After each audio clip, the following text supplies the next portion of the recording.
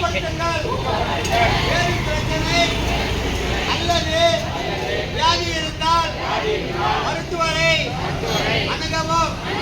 இது போன்ற சரியான நாட்கள் உங்களின் பக்கத்தில் அம்பத்தூர் ஆர்சிஎம் ஒன்றரை குழிக்கில் நிறைய பொருட்கள் இருக்கிறது.